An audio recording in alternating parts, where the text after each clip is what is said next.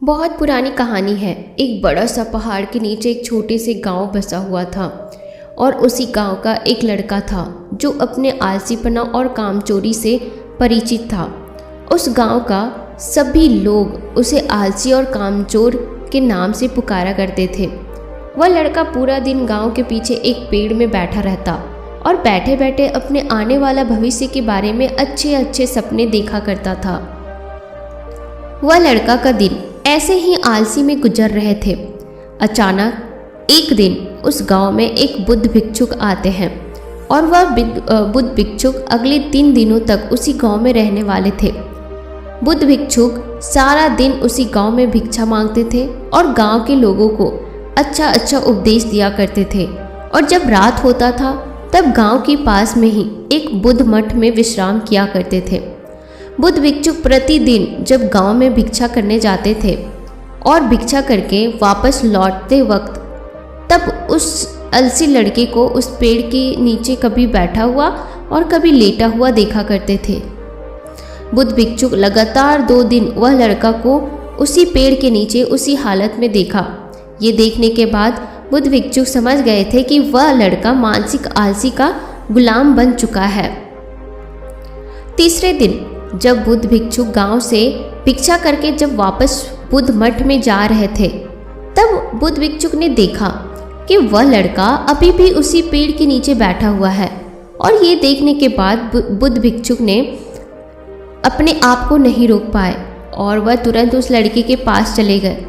बुद्ध भिक्षुक ने उस लड़के से कहा, बेटा तुम्हारे लिए मेरे पास एक छोटा सा काम है। मैं चाहता हूँ तुम उस पहाड़ी की चोटी तक जाओ और वहां से मेरे लिए एक पंख लेकर आओ। वह लड़के ने बैठे बैठे अपने गर्दन घुमाए और उस पहाड़ी की ओर देखा और उसके बाद भिक्षु से कहा, ये काम मुझसे नहीं हो पाएगा क्योंकि वहां तक जाने के लिए मुझ में उतना ताकत नहीं है। भिक्षु ने कहा, मुझे जिस पंख की तलाश है वह उस पहाड़ी की शिखर पे भी नहीं मिलेगा। वह पंख उस पहाड़ी की दूसरी तरफ एक गुफा के अंदर मिलेगा और उस पंख को हासिल करने के लिए उस पहाड़ी की शिखर तक चढ़ के दूसरी तरफ नीचे उतरना पड़ेगा। भिक्षु ने कहा, वह पंख कोई साधारण पंख नहीं है। तुमने उस पंख को आज तक कहीं भी नहीं देखा होगा। वह पंख बहुत ही अनमोल, दुर्लभ और बहुत ही सुंदर पंख है। भिक्षु की इन सभी बातों को सुनकर उस लड़के के मन में उत्सुकता जगा क्योंकि वह लड़के ने आज से पहले वह पंख के बारे में कभी भी नहीं सुना था और ऐसे दिलचस्प सफ़र के बारे में सोचकर अंदर से एक प्रेरणा जगा। भिक्षु से कहा, मैं आपको वो दुर्लभ पंख ला करके दूंगा। ये कहने के बाद वह लड़का बिना कुछ सोचे समझे सफ़र में निकल पड़ा था और वह सफ़र बहुत ही कठिन था क्योंकि पहाड़ी की रास्ते में बहुत ही उतार चढ़ाव था जिससे वह लड़का बहुत ही जल्द थकने वाला था। उस लड़के की सांसें फूलने लगी और शरीर से काफ़ी पसीना बहने लगा, लेकिन वह हार नहीं माना। वह पहाड़ी के ऊपर चढ़ता ही गया। जैसे जैसे वह ऊपर चढ़ने लगा वैसे वैसे उसमें जोश आने लगी जो आज से पहले कभी भी वह ऐसे जोश महसूस नहीं किया था। बहुत कोशिश और कड़ी मेहनत के बाद जब वह लड़का आखिरकार उस पहाड़ी की शिखर तक पहुंचा तब वह बहुत ही थक चुका था, लेकिन वह लड़का अंदर ही अंदर बहुत ही खुश हो रहा था। उसे अंदर से आत्मसंतुष्टि का एहसास हो रहा था और उसके चेहरे पे एक अलग सी मुस्कान थी। वहां से प्रकृति का सौंदर्य देखकर वह और भी मुग्ध हो गया था, लेकिन उसे पहाड़ी की दूसरी ओर भी उतरना था और उस गुफा को भी ढूंढना था जहां भिक्षु ने पंख के बारे में बताया था। नीचे उतरना और भी ज़्यादा कठिन था क्योंकि नीचे की तरफ ढलान बहुत ज़्यादा खड़ी थी। पहाड़ी में चढ़ने वक्त वह लड़का बहुत ही बार लड़खड़ाया और गिरा भी था, इसलिए उसके अंदर एक डर भी था। लेकिन वह भिक्षु को पंख लाने की वादा जो किया था, इसकी वजह से बहुत कोशिश और कड़ी मेहनत के बाद आखिरकार वह उस गुफा में पहुंच ही गया। जब वह गुफा में पहुंचा तो देखा कि वह पंख गुफा के अंदर ही पड़ा हुआ है, जो गुफा में आ रहा रोशनी से चमक रहा था। वह पंख को अपने हाथ में लिया और पंख की सुंदरता को देखकर आश्चर्य हो गया, क्योंकि वह ऐसा पंख आज तक नहीं देखा था। वह काफ़ी देर तक उस पंख को देखता रहा और अचानक उसे याद आया उसे यहाँ से वापस भी जाना है और वह अब बहुत ही बुरी तरीके से थक चुका था। वह सोच में पड़ गया कि वह फिर से उस पहाड़ी पर कैसे चढ़ेगा और ये पंख भिक्षु तक कैसे पहुंचाएगा। एक पल के लिए तो वह बहुत ही उदास और हार मान लिया था, लेकिन तभी उसे अंदर से एक विश्वास जागती है कि वह वापस जा सकता है। और फिर उसे ये भी याद आता है कि उसने तो भिक्षु से वादा भी किया है पंख लाकर देने का। उसे एहसास हुआ कि उसे दोबारा ये सफ़र करने की ताकत है और मनोबल भी है। वह पंख लेकर दोबारा पहाड़ी पे चढ़ने लगा। उसे बहुत तकलीफ़ हो रहा था। उसका पूरा शरीर बहुत ही दर्द से चीख रहा था। उसकी मांसपेशियों में बहुत ही दर्द हो रहा था और पैर कांप रहे थे, सांसें फूल रही थी।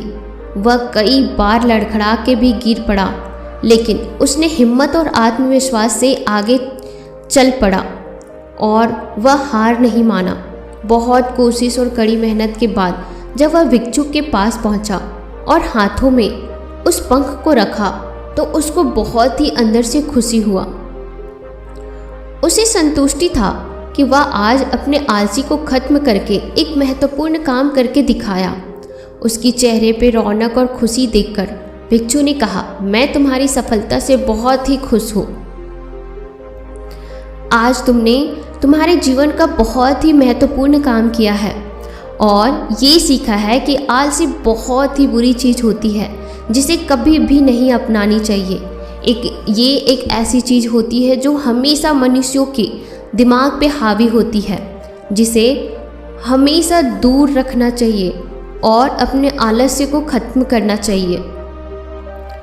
आलस्य जीवन की सफलता पाने की सबसे बड़ा बाधा है, जो तुम्हें ये तोड़कर तुम्हें एक पहला कदम उठाना ही पड़ेगा। अपने उद्देश्य की ओर चलना ही पड़ेगा और तब तक चलना पड़ेगा जब तक तुम अपने लक्ष्य को पूरा कर नहीं लेते। उस लड़के ने भिक्षु की बात की गहराई और महत्व को समझते हुए हाँ में अपने सर को हिला दिया।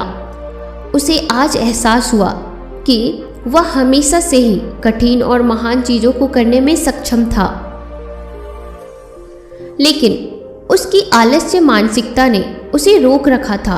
अब उसे अच्छी तरह से पता चल गया था कि दुनिया की कोई भी कठिन कामों को करने के लिए उसके पास ताकत, मानसिकता और दृढ़ संकल्प है। उसके बाद भिक्षु ने वह लड़के को आशीर्वाद दिया और वह वहाँ से गांव से चले गए। ये कहानी से हमें ये सीख मिलता है कि जब हमें कोई काम असंभव लगता है और अपने लक्ष्य को हासिल करने के लिए जब हम खुद आगे बढ़ते हैं, तब हम अपने अंदर एक ऐसी ताकत और आत्मविश्वास की खोज करते हैं जिसके बारे में हमें पहले से कभी भी पता नहीं था। आलस्य से छुटकारा पाने के लिए हमें खुद को चुनौती देनी चाहिए और बड़े बड़े महत्वपूर्ण लक्ष्य बनाना चाहिए। चाहे वह लक्ष्य कठिन क्यों ना हो, हमें हमेशा आगे बढ़ना चाहिए।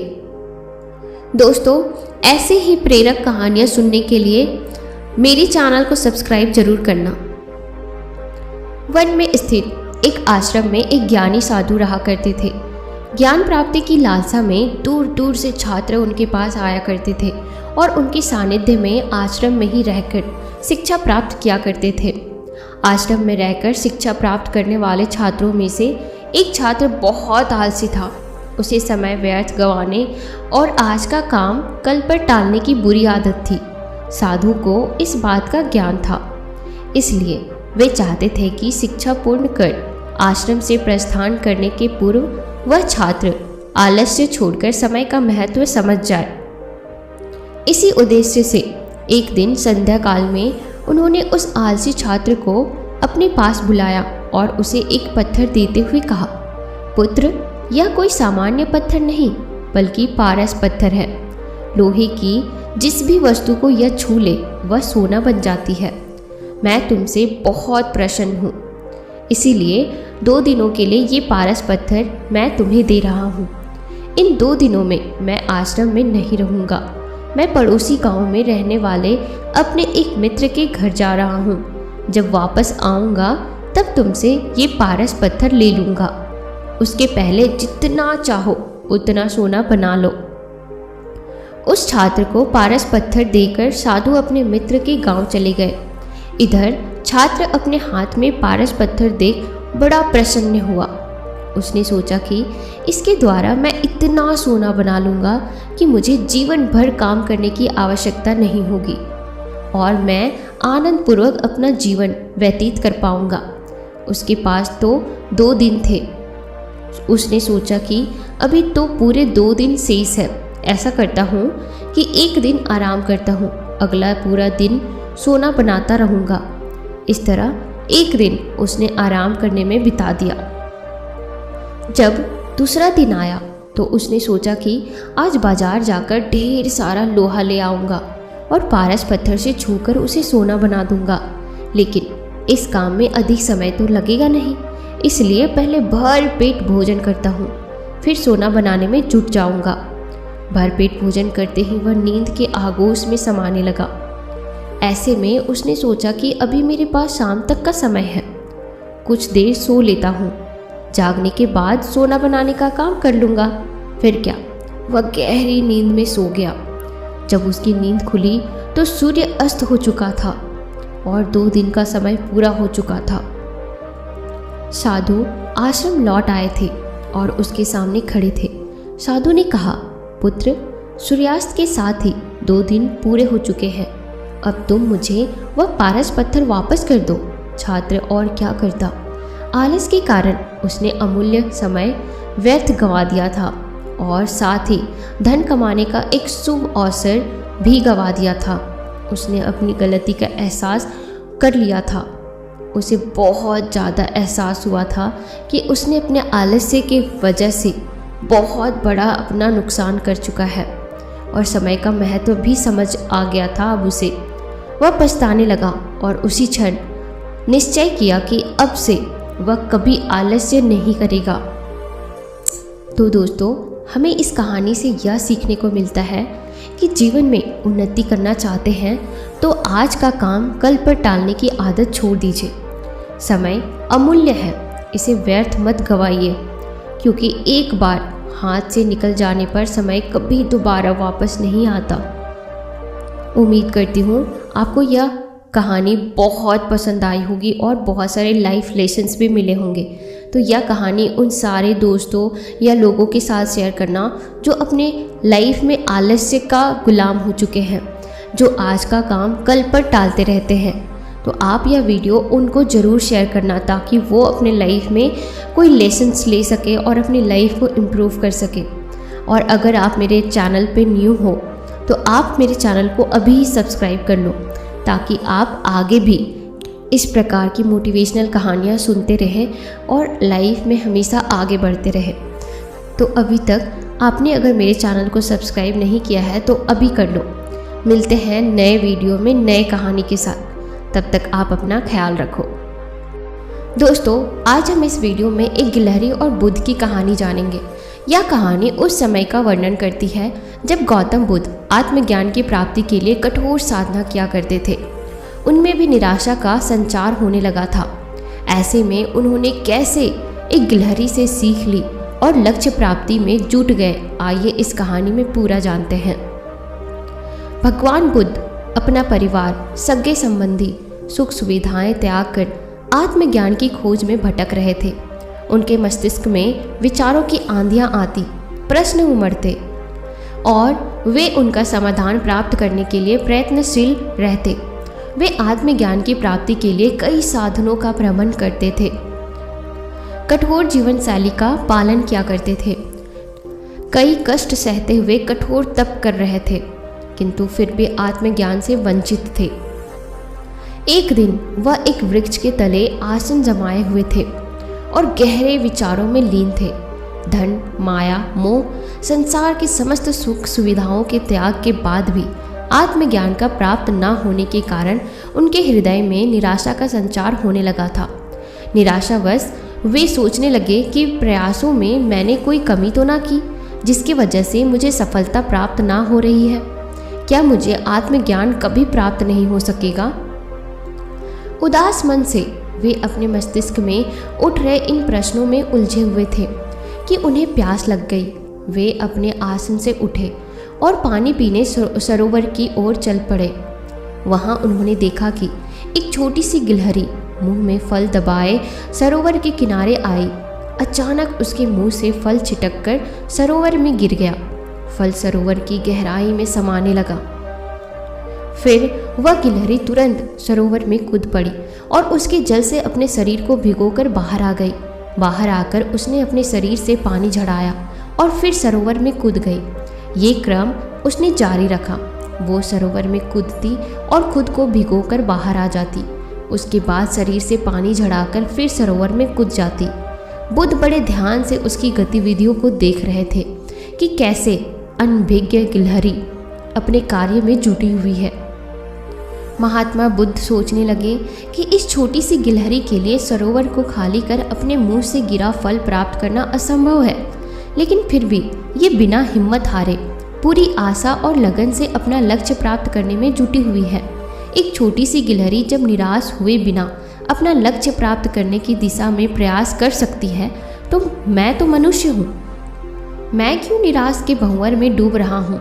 नहीं, मुझे निराशा त्याग कर पुनः आत्मज्ञान प्राप्ति की दिशा में प्रयासरत होना चाहिए। वे लौट गए और पुनः तप में लीन हो गए। एक छोटी सी गिलहरी से सीख लेकर वे आत्मज्ञान प्राप्ति में जुट गए और फिर एक दिन उन्हें आत्मज्ञान प्राप्त हो गया और वे बुद्ध कहलाए। तो दोस्तों, हमें यह कहानी से यह सीख मिलती है कि लक्ष्य कितना ही कठिन क्यों ना हो, लक्ष्य प्राप्ति के मार्ग में कितना ही बाधाएं क्यों ना आ जाए, आप खुद को निराशा के भंवर में फंसा हुआ क्यों ना पाए, हिम्मत हारे बिना अनवरत प्रयास करते रहें। सफलता प्राप्त जरूर होगी एक न एक दिन। और ये कहानी यहीं पे समाप्त होती है। आपको यह कहानी कैसी लगी मुझे कमेंट सेक्शन में ज़रूर बताइएगा। और यह कहानी आप उन लोगों के साथ ज़रूर शेयर करना, उन दोस्तों के साथ ज़रूर शेयर करना जो एक प्रयास करने के बाद वो थक जाते हैं और वो डिप्रेशन में चले जाते हैं या निराश हो जाते हैं। जिनको कंटिन्यूअस मेहनत करने में बहुत दिक्कत होती है, आप उनको यह कहानी ज़रूर शेयर करना। और अगर आप मेरे चैनल पे न्यू हो तो आप मुझसे जुड़ने के लिए इस चैनल को अभी ही सब्सक्राइब ज़रूर करना। मिलते हैं नए वीडियो में नए कहानियों के साथ। तब तक आप अपना ख्याल रखो। धोखेबाज व्यक्ति की 7 निशानियाँ होती हैं। धोखा हर कोई खाता है, इसीलिए लोग कहते हैं कि संभल कर रहना चाहिए। सभी समस्या तभी होती है जब आप अच्छे व्यक्ति पर शक करते हैं और धोखेबाज पर भरोसा। धोखेबाज व्यक्ति अक्सर अच्छा का निकाब ओढ़ कर रहता है। बहुत बार ऐसा भी होता है, संभल कर रहने के बावजूद भी व्यक्ति के साथ धोखा ही हो जाता है। तो हम आसानी से समझ नहीं पाते कि असल में किस पर भरोसा करना चाहिए और किस पर नहीं। ऐसे में धोखा खाने वाले की गलती नहीं होती, क्योंकि उसे पता ही नहीं होता कि धोखा देने वाले व्यक्ति की निशानियाँ क्या हैं। आज के इस वीडियो में हम आपको भगवान बुद्ध के जीवन की एक ऐसी कहानी सुनाने वाले हैं जिसमें भगवान बुद्ध के साथ ही धोखा हो गया और उसके बाद उन्होंने धोखेबाज लोगों की 7 निशानियां बताई हैं। दोस्तों, गौतम बुद्ध की शिक्षा हर किसी के जीवन को नई दिशा दे सकती है। अगर आप भी इसे मानते हैं तो कमेंट्स में नमो बुद्धाय लिखना मत भूलिएगा। अथागत बुद्ध अपने एक शिष्य पर बड़ा भरोसा करते थे। उस शिष्य को वे सबसे ज़्यादा सम्मान देते तो उसी की बातों को मानते भी थे। बुद्ध उस शिष्य की हर बात पर आंखें बंद करके विश्वास करते थे, लेकिन आज तक बुद्ध को कभी यह पता नहीं चला कि उनका वह शिष्य कौन से गांव में और कहां का रहने वाला है, क्या काम करता है, लेकिन फिर भी बुद्ध उस पर विश्वास करते थे। वह शिष्य बुद्ध की बड़ी ही मनोयोग से सेवा करता था, इसलिए बुद्ध को भी कभी इस बारे में जानने की आवश्यकता महसूस नहीं हुई। जब कभी बुद्ध ने उस शिष्य के बारे में कुछ जानने की कोशिश की तो उसने हर बार बात को घुमा दिया, लेकिन कभी कुछ बताया नहीं। बुद्ध के उस शिष्य का व्यवहार आश्रम के बौद्ध भिक्षुओं के साथ भी बड़ा ही अच्छा था। इस कारण से हर बौद्ध भिक्षु उसे अपनी मन की बात बता देता था, लेकिन वह शिष्य ऐसी बातों को सुनकर हर दिन बौद्ध भिक्षुओं की शिकायत बुद्ध से कर देता था। ऐसे ही एक दिन भगवान बुद्ध भोजन करने बैठे और कुछ देर बाद उनकी तबीयत खराब हो गई। उन्होंने अपने एक शिष्य को भेजकर राजवैद्य को बुलाकर लाने को कहा। राजवैद्य ने आकर बुद्ध की स्वास्थ्य की जांच की और उन्हें औषधि दी, जिससे कुछ समय के बाद बुद्ध ठीक हो गए। एक दिन बुद्ध ने राजवैद्य से पूछा कि उन्हें क्या हुआ था। राजवैद्य ने कहा, यथागत आपको भोजन में विष दिया गया था। यह सुनकर वहां बैठे सभी भिक्षुओं को बड़ा ही आश्चर्य हुआ कि ऐसा कौन है जिसने बुद्ध के भोजन में विष मिलाया हो। उस व्यक्ति की खोज होने लगी। बुद्ध का भोजन जहाँ से आता था उस गृह स्वामी को बुलाया गया। उसने बताया कि उस दिन उसने भोजन बनाया ही नहीं, बल्कि उस दिन आपके ही एक व्यक्ति के साथ वहाँ आए थे। शिष्य के साथ आए व्यक्ति ने ही भोजन बनाया था। जिस व्यक्ति ने बुद्ध के लिए भोजन बनाया था उस व्यक्ति को ढूंढा जाने लगा। काफी दौड़ी धूपी करने के बाद पता चला कि भोजन बनाने वाला व्यक्ति पास के ही गांव का एक रसोइया है। उस गांव में जाकर जब बौद्ध भिक्षुओं ने उस रसोइये से पूछताछ की तो पता चला कि उस दिन उसने सिर्फ भोजन तैयार किया था। उसके बाद रसोइये घर से बुद्ध के लिए भोजन पात्रों में उस शिष्य ने ही डाला था और उस समय रसोइये घर में वह शिष्य अकेला ही था। रसोइये ने उस शिष्य का पता बताया तो सभी के होश उड़ गए, क्योंकि वह शिष्य और कोई नहीं बल्कि बुद्ध का सबसे प्रिय शिष्य था। वापस लौटकर भिक्षुओं ने बुद्ध को पूरी कहानी सुनाई। उस समय वह शिष्य भी वहीं पे बैठा हुआ था। यह सुनकर शर्म के मारे उसका सिर झुक गया। सभी बौद्ध भिक्षुओं के चेहरे पर क्रोध झलक रहा था और सभी चाहते थे कि उस शिष्य के जीवन का अंत ही कर देना चाहिए। लेकिन यथागत बुद्ध ने उस शिष्य को माफ कर दिया और कहा कि वह जहाँ जाना चाहे जा सकता है, लेकिन उसकी बौद्ध संघ में कोई जगह नहीं है। यह सुनकर वह शिष्य उठा और बुद्ध के चरणों में लौटते हुए कहा, मुझे माफ कर दीजिए। यथागत मैं इस संघ का सर्वे सर्वा बनना चाहता था और इसी कारण से मैंने आपके भोजन में विष मिलाया था। बुद्ध ने उसके सिर पर हाथ रखकर मुस्कुराते हुए कहा, तुम मुझे एक बार कहकर तो देखते, मैं खुशी खुशी यह बौद्ध संघ तुम्हारे हवाले कर देता।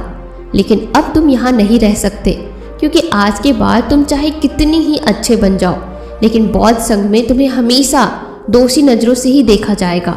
इसीलिए अपने जीवन के उद्धार के लिए तुम्हें यहाँ से जाना ही होगा। यह सुनकर वह शिष्य उठा और चला गया। उसके जाने के बाद भिक्षुओं ने बुद्ध से कहा, भंते, आप तो सर्वज्ञानी हो, फिर आपको इस धोखे के बारे में कैसे पता नहीं चला? जब आप जैसे सर्वज्ञानी को भी धोखा मिल सकता है तो सामान्य व्यक्ति के लिए इस संसार में जीना ही मुश्किल हो जाएगा। इसलिए आप हमें कुछ ऐसी निशानियां बताइए जो किसी भी व्यक्ति को धोखा खाने से बचा सकती। यह सुनकर बुद्ध मुस्कुराए और बोले, मुझे यह पता था कि यह शिष्य किसी दिन मेरे साथ धोखे जैसा व्यवहार करेगा, लेकिन मैं यह देखना चाहता था कि इस संघ में कोई ऐसा व्यक्ति है जो उसके धोखे को समय रहते जान सके। लेकिन इस संघ में ऐसा कोई भी व्यक्ति नहीं था।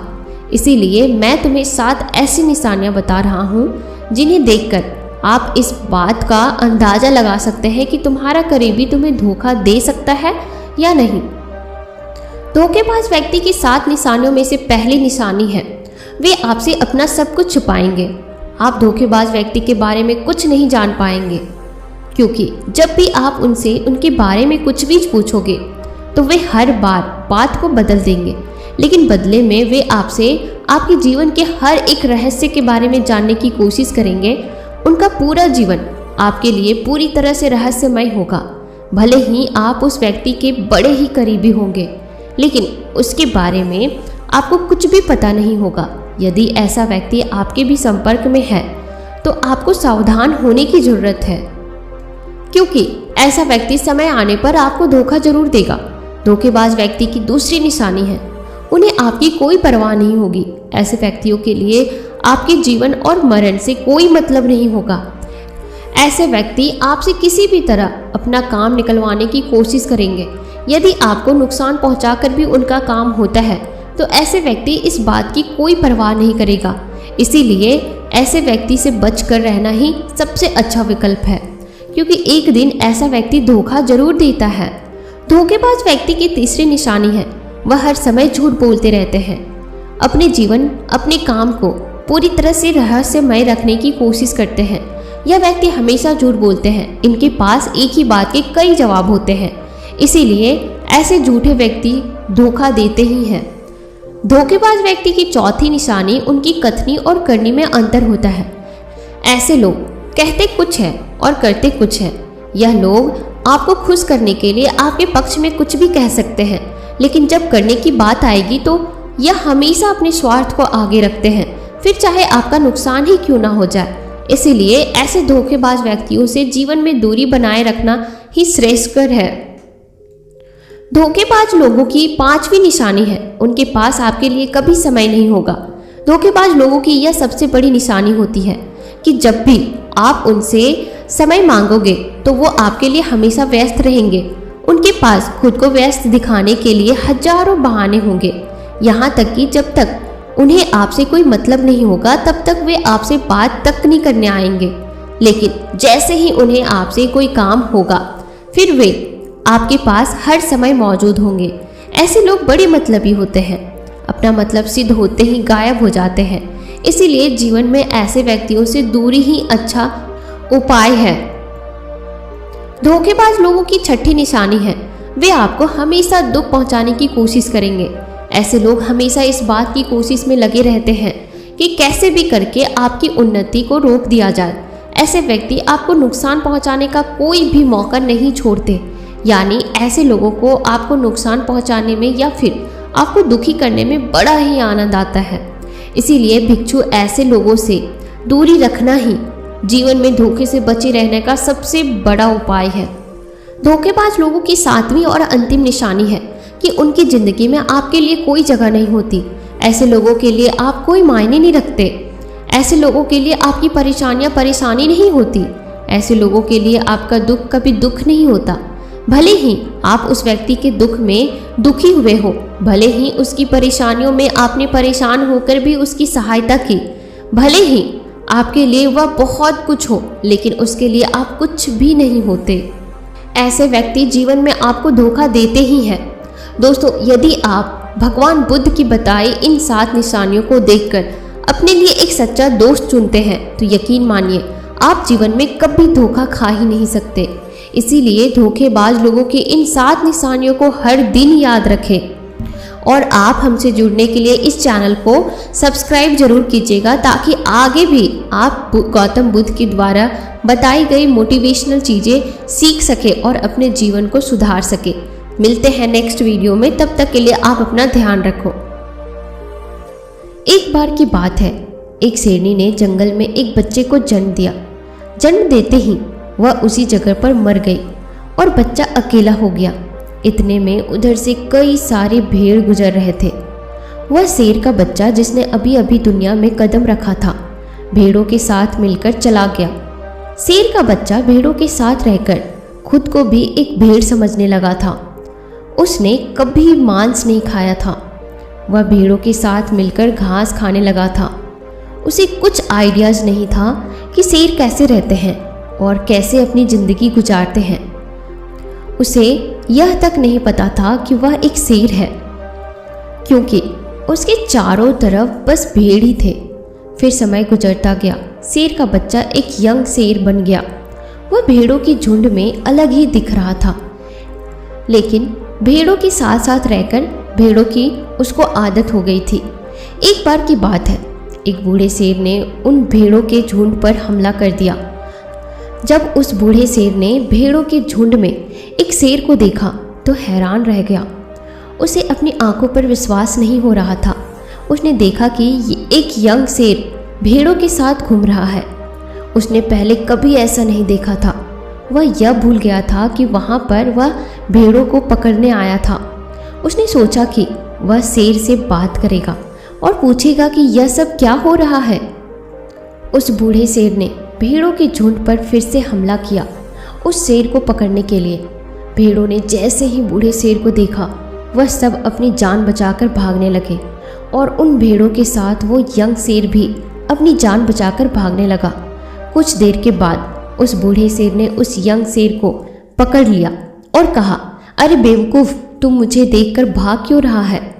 यंग शेर ने रोते हुए कहा, प्लीज़ मुझे माफ़ कर दो, मैं एक साधारण सा भेड़ हूँ, मुझे जाने दो। वो उस बूढ़े शेर को देखकर एक भेड़ की तरह कांप रहा था। यह सुनकर बूढ़ा शेर हैरान हो गया। वह समझ गया कि यहाँ पर क्या हो रहा था। वह बूढ़ा शेर उस यंग शेर को एक नदी के पास लेकर गया। वह यंग शेर वहाँ से भागने की कोशिश कर रहा था, लेकिन बूढ़े शेर ने उसे नदी की तरफ धकेल देते हुए कहा कि अपने आप को इस पानी में देखो। नदी का पानी पूरी तरह से शांत था। बूढ़े शेर ने यंग शेर को कहा, अपने फेस को इस नदी में देखो और मेरे फेस को देखो, अपनी बॉडी को नदी में देखो और मेरी बॉडी को देखो। यंग शेर ने डरते हुए अपना फेस नदी में देखा और जैसे अपना फेस नदी में देखा तो वो हैरान हो गया। वो समझ गया कि वह भेड़ नहीं, वो शेर है।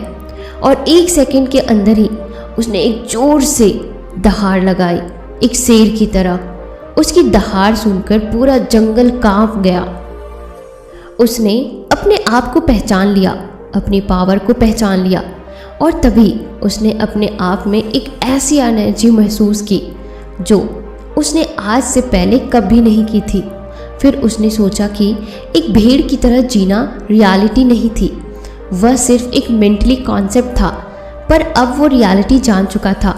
इस कहानी से बहुत ही डीप मैसेज निकलकर सामने आता है।